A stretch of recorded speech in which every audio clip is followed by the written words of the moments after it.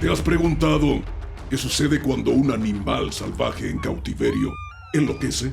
Prepárate, porque estas perturbadoras historias harán que lo pienses 2 veces antes de inclinarte sobre la barandilla del zoológico. Hoy aprenderás que los muros altos alrededor de un depredador no siempre garantizan tu seguridad y te quedará claro que nunca debes enfurecer a un pavo real durante su temporada de apareamiento. ¿Cómo se convirtió una visita al zoológico en una pesadilla? ¿Qué falla en el diseño permitió que este tigre escapara de su encierro? ¿Y qué hizo que este panda finalmente perdiera la cabeza? 2007, día de Navidad. Mientras muchos terminaban sus celebraciones, Carlos Souza Jr. de 17 años y sus hermanos Kulbir y Paul de 23 y 19 respectivamente llegaron al zoológico de San Francisco alrededor de las 5 p.m. Muchos visitantes ya se habían ido y los empleados registraban su hora de salida. Al caer el sol, el trío decidió visitar a la tigresa Tatiana, aunque no está claro qué sucedió exactamente. Testigos denunciaron que los hombres gritaban y agitaban sus brazos intentando provocar a Tatiana. Los hombres comenzaron a caminar de regreso hacia el parqueadero y fue justo en ese momento cuando Paul escuchó un crujido entre los arbustos. Según los informes, Tatiana había logrado saltar el muro de casi 4 metros de alto del foso de su recinto. En un abrir y cerrar de ojos, la tigresa de 109 kilos se abalanzó sobre él. En medio del caos, Kulbir y Carlos hacían su mejor intento para distraerla y funcionó, pero luego Tatiana saltó sobre Carlos y lo atacó con furia. Temiendo por sus vidas y al ver que Carlos ya no estaba respirando, los hermanos se alejaron y corrieron en busca de ayuda, pero como Paul tenía heridas graves en la cabeza y el cuello que iban dejando un rastro de sangre, el felino no tardó en alcanzarlos. A unos 275 metros del recinto de Tatiana estaba la cafetería del zoológico. Paul y Kulbir llegaron hasta allí justo cuando estaba por cerrar. Vieron al administrador de la cafetería y comenzaron a gritar pidiendo auxilio. Al principio pensó que solo eran adolescentes borrachos y en parte tenía razón. Kulbir llamó al 911 y cubrió con toallas la herida en la cabeza de su hermano para detener el sangrado. Pero acá viene la parte realmente espantosa. El rastro creado por la sangre de Paul desencadenó aún más el instinto depredador de Tatiana. Incluso ignoró un corral de apetitosos jabalíes porque estaba persiguiendo carne humana. El rastro de sangre va desde ese muro a 300 metros hasta el café al aire libre donde encontraron a los 2 sobrevivientes. De la nada, Tatiana se lanzó otra vez sobre Paul para atacarlo. Por fortuna, el oficial de policía Daniel Cruz llegó justo a tiempo. Momentos después, otros 3 policías se le unieron, entre ellos el oficial Scott Biggs. Tatiana dejó de atacar a Paul, pero ahora se había enfocado en Biggs. Temiendo por su vida, Cruz le disparó a la tigresa varias veces hasta que un último tiro en la cabeza puso fin al mortal caos. La balacera salvó las vidas de los 2 hermanos Daligual, pero ¿quién era responsable por la muerte de su mejor amigo, Carlos Souza? La historia se convirtió rápidamente en noticia internacional mientras se desarrollaba una exhaustiva investigación y surgían varias demandas. Investigators want to know whether the cat was provoked by the young man. Los investigadores del Departamento de Agricultura de Estados Unidos hallaron palos y piñas de pino dentro del recinto de Tatiana, concluyendo que los muchachos los habían lanzado para provocarla. También encontraron una huella de zapato que coincidía con el calzado de Paul Daligual en la barandilla del recinto. Después, en una declaración jurada, Kulbir admitió que los 3 habían fumado marihuana y bebido vodka antes de ir al zoológico. De hecho, un informe toxicológico descubrió que el nivel de alcohol en la sangre de Paul era de 0,16, el doble del límite legal para conducir. A pesar de su mal comportamiento, la mayoría creía que el zoológico tenía la culpa. No importa. Podrían estar burlándose, tirando piedras, haciendo cualquier cosa. Pero el animal no debería escaparse nunca. Algo se hizo mal allí. Esa espantosa noche de Navidad terminó marcando un hito trágico. Era la primera vez desde 1924 que un visitante de un zoológico certificado por Estados Unidos moría por el ataque de un animal en fuga. Casi un año antes, Tatiana había atacado a Lori Yomehan, la cuidadora del zoológico, encargada de su alimentación. En tal ocasión, le causó lesiones graves en los brazos. Esa investigación concluyó que el zoológico era responsable debido al mal diseño del recinto, pero la administración decidió no sacrificar a Tatiana. Declararon que ella estaba actuando como un tigre normal y no podían haber dicho algo más cierto. La jaula fue remodelada y la exhibición volvió a funcionar en septiembre de 2007. Pero claramente no fue suficiente. Tras el ataque sufrido por estos 3 jóvenes, se impuso al zoológico una multa de $1,875, lo cual para muchos era una ridiculez, teniendo en cuenta la gravedad de lo ocurrido. Mientras tanto, los hermanos Dhaliwal presentaron una demanda y lograron un acuerdo por $900,000. La familia de Carlos también llegó a un acuerdo, aunque nunca se reveló el monto exacto. En última instancia, el zoológico fue considerado responsable. El muro del recinto de los tigres medía solo 3,5 metros de alto, pese a que lo recomendable era 4,8 metros como mínimo. Si un tigre en fuga te ataca, evita dar media vuelta y salir corriendo. Los tigres corren más rápido que tú. En cambio, retrocede lentamente. Trata de parecer más grande y ojalá encuentres una barrera o algún escondite. Alerta a las autoridades de inmediato y no te hagas el héroe. La tragedia del zoológico de San Francisco demuestra lo rápido que el cautiverio puede transformarse en una trampa mortal, tanto para los animales como para los humanos. 4 de noviembre de 2012, zoológico de Pittsburgh. Un niño de 2 años llamado Maddox Derkash estaba de visita con sus padres. Como cualquier chiquillo, quería tener una mejor vista de los animales, entonces su mamá lo subió a la barandilla para que viera a los perros africanos salvajes que estaban abajo. Lo que pasó después es la peor pesadilla de cualquier padre. Maddox se soltó de su mano, tropezó y cayó directo en el recinto. En cuestión de segundos, la manada entera lo atacó. Estamos hablando de perros pintados africanos, famosos por su estilo de caza brutal y eficiente. Los cuidadores del zoológico aparecieron al instante tratando de espantarlos con mangueras y ruidos fuertes, pero nada funcionó. Para cuando un oficial le disparó a uno de los perros que no cedía, ya era demasiado tarde. En un instante devastador, Maddox había sufrido heridas mortales. Un detalle determinante fue que la red bajo la plataforma de observación había sido diseñada para atrapar objetos pequeños como cámaras o celulares, pero no niños. Además, el plan de seguridad de la exhibición estaba basado en el supuesto de que los visitantes siguieran una regla fundamental: nunca alzar a sus hijos por encima de la barandilla. Es apenas obvio, ¿no? En respuesta, el zoológico de Pittsburgh cerró la exhibición de perros salvajes para siempre. Los padres de Maddox demandaron, pero el zoológico en principio argumentó que la madre había ignorado las señales de advertencia. El público estaba indignado y la atacaron por imprudente al haber puesto en riesgo la vida de su hijo. Tras una larga y emotiva batalla legal, las dos partes llegaron a un acuerdo por fuera de los tribunales. Esta es la esencia de la tragedia.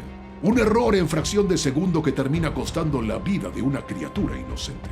La ballena orca es fundamental para los ecosistemas marítimos, ya que al ser depredadores superiores, mantiene otras poblaciones bajo control. Con longitudes de más de 8 metros y un peso de casi 5.400 kilogramos, estos carnívoros comen de todo: peces, rayas, tiburones, focas y hasta ballenas minke. Por extraño que parezca, las orcas son parte de los delfines, pero dado su gran tamaño, se les llama erróneamente ballenas. Están entre las criaturas más inteligentes del océano y son altamente sociales. Es bien sabido que forman grandes manadas con clanes familiares que pueden incluir unas 20 orcas. Estas manadas hacen de todo juntas. Juegan, viven, crían y cazan, demostrando su elevada inteligencia. Con estas habilidades, si sales de paseo en territorio de orcas, espero que, además de ser excelente nadador, no huelas a pescado. Llegó el momento. El lanzamiento del mayor espectáculo que Occidente haya visto jamás. Todo parecía ir bien para las orcas, hasta la década de 1960, cuando los parques marinos comenzaron a ganar popularidad por todo Estados Unidos. Delfines y leones marinos ya eran la atracción central de estos lugares, pero para el ser humano nada es suficiente. Así que necesitaban un espectáculo más llamativo que atrajera multitudes aún más grandes. con su capacidad para ser entrenadas y realizar trucos pese a su gran tamaño. Las orcas encajaban perfectamente en el objetivo. Esto era, además, una buena oportunidad para que la gente se acercara a un animal que quizá nunca vería en estado salvaje. Durante un tiempo prudente, los entrenadores realizaron acrobacias increíbles con orcas sin ningún problema y el negocio iba en auge. No pasó mucho tiempo antes de que empezaran a notarse los notivos efectos del cautiverio. Decenas de orcas fueron arrancadas de sus grupos familiares, mal alimentadas y obligadas a actuar con regularidad. Intereses comerciales, un entrenador y un animal agitado son una receta segura para la tragedia. Sin embargo, eso no parecía importar. Los adiestradores prefieren pensar que son capaces de formar un vínculo con el animal y esto está lejos de la realidad. La única conexión que las orcas tienen con el entrenador es que les dan la comida. Si fueras tú y las alimentaras durante una semana, también tendrían esa conexión contigo. Esa supuesta conexión no elimina los efectos del abuso y el cautiverio, algo que Ken Peters entendería a punto de dolor. Es un ballet mortal, esta orca agarrando al entrenador Ken Peters de los pies, 2.200 kilos de músculo y dientes del tamaño de bananas. Ken Peters trabajó junto a Kasatka, una orca hembra capturada en 1978 con apenas 2 años de edad. Kasatka tenía un historial de agresión hacia los humanos y solía morderles los muslos, las piernas y los pies. Entre 1989 y 1993, Kasatka atacó 3 veces. 2 de ellos involucraron a Peters. Pero a Peters, siendo uno de los entrenadores más experimentados de SeaWorld, esa no era una preocupación hasta que pasó lo inimaginable. El 29 de noviembre de 2006, Ken ejecutaba su rutina con Kasatka en el SeaWorld de San Diego, sin ninguna novedad. Sin advertencia aparente, la orca agarra sus pies y lo arrastra bajo el agua durante casi 1 minuto. Luego lo lleva a la superficie donde el entrenador acaricia a la ballena, trata de calmarla, solo para ser jalado de nuevo hacia el fondo. Peters estaba siendo arrastrado y sacudido en el fondo de la piscina y solo tenía una opción: aguantar la respiración y rezar para que Kasatka lo saltara. Mientras tanto, otros entrenadores del parque entraron en acción lanzando una red hacia Ken y usando señales con las manos para que Kasatka obedeciera, pero nada sirvió. A punto de perder la conciencia, Kasatka aflojó un poco su agarre y Ken pudo liberarse. El hombre nadó deprisa hacia los otros entrenadores que lo ayudaron a salir del agua. Milagrosamente, solo había sufrido lesiones en su pie. Muchos expertos creen que la actitud serena de Ken y las suaves caricias sobre la espalda de Kasatka mientras lo sumergía bajo el agua fueron clave para que lo liberara. Sin embargo, Carol Ray, una ex entrenadora de orcas, aseguró que Kasatka hizo lo que hizo para enviar un claro mensaje: ya no aguanto más. Creo que Kasatka intentaba enviar un mensaje. Cuando finalmente llegan a la superficie esa primera vez, ella exhibe su mensaje manteniéndolo cautivo de esa manera. Tras el ataque, Ken Peters recibió tratamiento por una fractura en el pie y se recuperó por completo. En 2011 sería llamado a testificar con respecto a la muerte de una colega suya en SeaWorld, Dawn Bradshaw. Ante la corte, Peters dijo que el riesgo de trabajar con orcas es algo normal. Podría morir en un accidente automovilístico, pero no por eso dejo de subirme a un auto. Tiene razón. Pero la diferencia es que tu carro no es un ser vivo que respira, siente y necesita libertad. El 3 de octubre de 2003, Roy Horn subió al escenario creyendo que la función de esa noche sería tan espectacular como las 1000 otras que había realizado con su compañero, Siegfried Fischbacher. Este es Mantacore, y hoy es su primera presentación frente a una audiencia. Todo iba de acuerdo con lo planeado, hasta que ocurrió lo impensable. Le pellizcó la mano, y luego Roy le dio golpecitos en la cabeza con el micrófono. Roy se desplomó, y Mantacore, con mucha cautela, se acerca y agarra a Roy del cuello como un cachorro, pero no puedes agarrar a un humano del cuello. Pese a la tragedia, Siegfried y Roy justificaron los actos del tigre que habían criado desde su nacimiento. Los dos magos aseguraban que Roy había sufrido un derrame cerebral durante la presentación y que su tigre blanco, Manticore, solo buscaba protegerlo. ¿Crees que Manticore se dio cuenta de que estabas en problemas y te levantó para sacarte del escenario y ayudarte? Sí, así son de maravillosos. Sin embargo, su propio entrenador de animales, Chris Lawrence, tenía otra teoría. Sus acciones intentando quizás salvar la rutina o arreglar la situación complicaron las cosas. ¿Por qué creía el entrenador que estaban ocultando la verdad?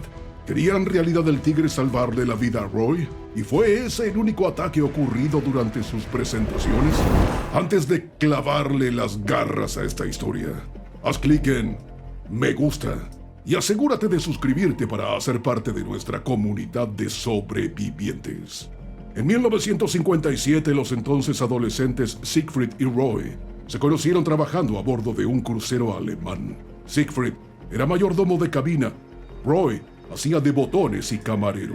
Durante ese tiempo, Siegfried empezó a entretener pasajeros con sus trucos de magia. Terminó atrayendo a tanto público que terminó teniendo su propio show. Roy estaba feliz por el logro de su amigo, pero sabía que algo le hacía falta al espectáculo. Roy le propuso a Siegfried ser su asistente y empezaron a presentarse juntos. Con el amor y la experiencia que Roy tenía con animales, rápidamente convenció a Siegfried de hacer cosas más espectaculares.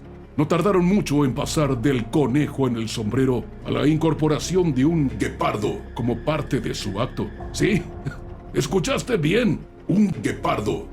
El dúo estuvo 5 años de gira por clubes a lo largo y ancho de Europa, hasta que a mediados de la década de 1960 les llegó su primera gran oportunidad. Grace Kelly los invitó a participar en la gala anual de la Cruz Roja en Monte Carlo. Allí fueron reclutados por un productor de Las Vegas, cambiando el rumbo de sus vidas para siempre.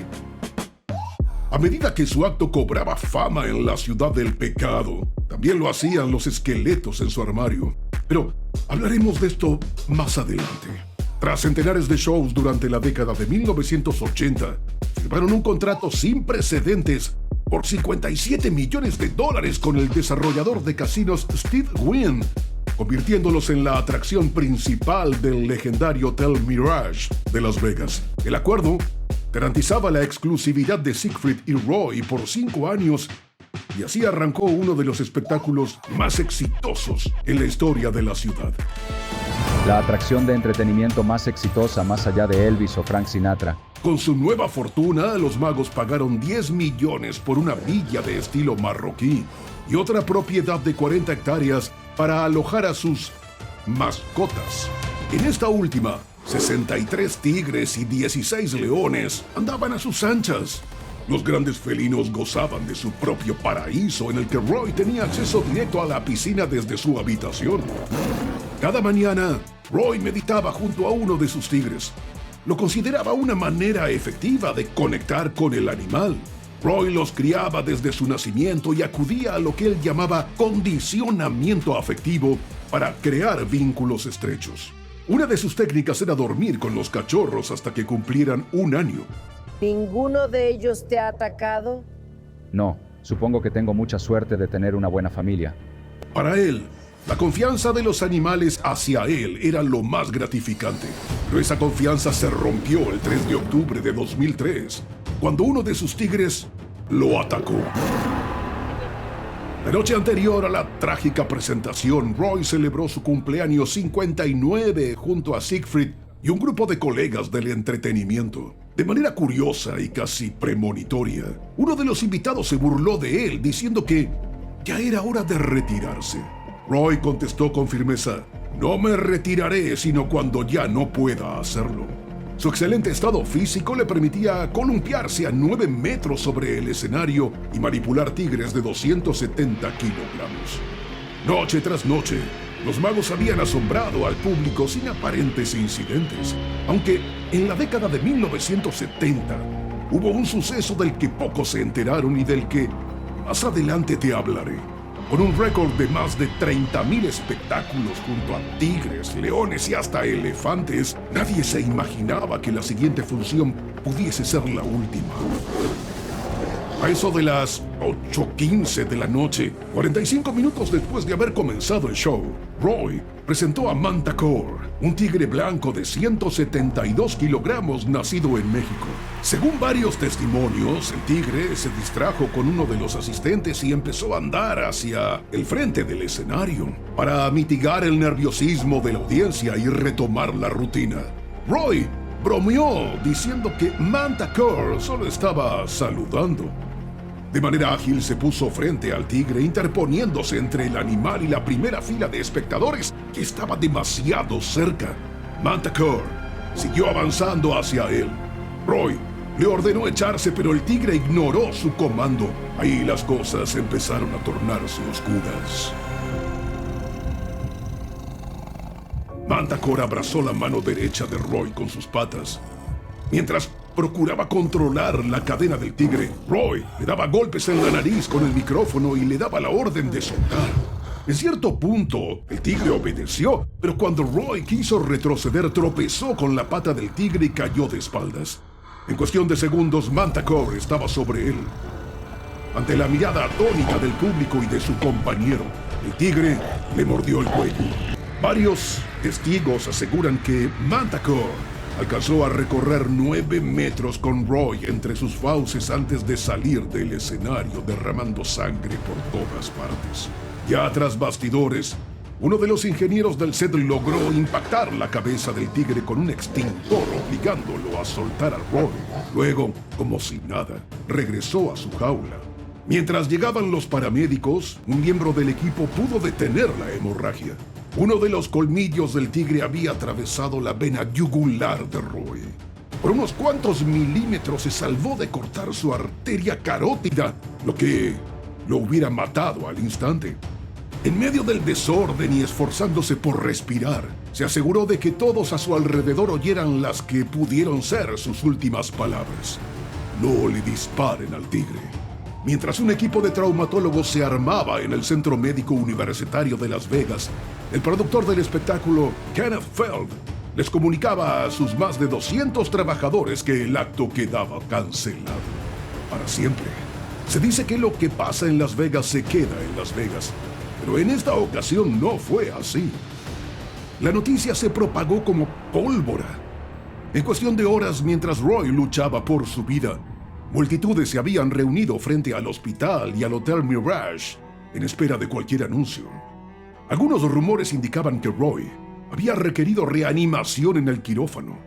Otros decían que había estado 3 veces al borde de la muerte, pero que milagrosamente la cirugía había sido exitosa y pocas horas después ya se encontraba en la unidad de cuidados intermedios. Con la tráquea rota, no podía tragar ni hablar. Tampoco respirar sin la ayuda de un ventilador. Y ese sería el comienzo de una larga recuperación. Al día siguiente se reveló que Roy sufrió un accidente cardiovascular que lo había llevado de vuelta a cirugía. Para aliviar la inflamación de su cerebro, le quitaron una 1/4 parte del cráneo. También tenía parálisis del lado izquierdo y muchos dudaron que pudiera llegar a recuperarse. El neurocirujano a cargo, el Dr. Derek Duke, declaró ante la prensa que era un milagro que Roy siguiera vivo. Pocas semanas después fue trasladado hasta el Centro Médico de la Universidad de California, donde continuó su rehabilitación. Y casi 2 meses después del ataque, le retiraron el respirador y sus habilidades motrices empezaron a mejorar. Durante todo el proceso, Siegfried se mantuvo a su lado, como lo había hecho en miles de funciones. Debido a la abundante pérdida de sangre y el grave daño cerebral sufrido por Roy, muchos creían que requeriría asistencia para funciones básicas como caminar. Nadie esperaba que el dúo volviera a presentarse, pero Roy tenía un plan diferente. Sabía que el telón no se había cerrado para siempre. Finalizando 2004, casi un año después del incidente, los médicos le retiraron la cánula traqueal, permitiéndole volver a comer y hablar. Y como en un auténtico acto de magia, Roy recuperó el habla y la movilidad. Sin embargo, aunque las noticias eran positivas por un lado, otro ángulo empezó a complicarse. Tras investigar el incidente, se descubrió que ese no había sido el primer ataque durante uno de sus shows. En 1976, hicieron varias funciones en el MGM Grand de Las Vegas. En cierta ocasión, debían compartir el escenario con una familia de acróbatas conocida como los 7 Alexander. Por esa época, el acto de los magos involucraba un tigre, un león y un par de leopardos cuyas jaulas compartían espacio con el resto del elenco, el cual incluía un niño de 10 años llamado Sean Stanek, quien narró el ataque de uno de los leopardos que escapó de su encierro 20 minutos antes de iniciar la función. Es un guardia de seguridad, dijo que debíamos movernos. Van a traer animales. Escuché un ruido y cuando miré, tenía frente a mí un leopardo. Los felinos lo vieron, se miraron. Fue aterrador. Y justo en ese momento Sean supo que estaba en problemas. Temiendo por su vida, Sean salió corriendo hacia los camerinos, pero el leopardo le saltó encima. Según sus propias palabras, sentía que el animal le desgarraba el cuello. Entre su madre y otros artistas lograron liberarlo. Sean terminó con 14 mordeduras y heridas punzantes alrededor de su cuello y cabeza. Tuvo que pasar 3 semanas en el hospital, pero sobrevivió al ataque. Siegfried y Roy no se disculparon por el incidente. La familia demandó al MGM Grand y a los productores del espectáculo, mientras los medios minimizaron el hecho diciendo que se trataba de un malabarista que había sufrido un percance tras bambalinas. Un año después del pavoroso ataque sufrido por Roy, en medio de su entrevista para People Magazine, dijo que en realidad Mantacore había querido protegerlo al percibir que algo no andaba bien. Roy cree que lo agarró del cuello para alejarlo del escenario donde otras personas pudieran socorrerlo. Aunque es bien sabido que los tigres alzan a sus crías por el cuello, el entrenador de animales Chris Lawrence duda que ese haya sido el caso. El punto en el que comprendí que las cosas iban mal fue cuando Roy giró a Mantacore y acabó con la cara en el torso de Roy. Recuerdo pensar de inmediato, aquí viene. Él atribuye el ataque a que el animal estaba confundido. Tras un rápido ensayo esa misma noche, Chris notó que el tigre no siguió los comandos iniciales durante la función y Roy respondió improvisando y agitándolo aún más. Cuando de domar grandes felinos se trata, la rutina es fundamental. Creo que sus intentos de salvar la rutina o solucionar la situación complicó todo mucho más. Chris también mencionó que antes del incidente, tanto Siegfried como Roy lo habían reprendido por querer intervenir durante el espectáculo. Y es que aunque Roy se presentaba como el entrenador de sus animales, en realidad no era así.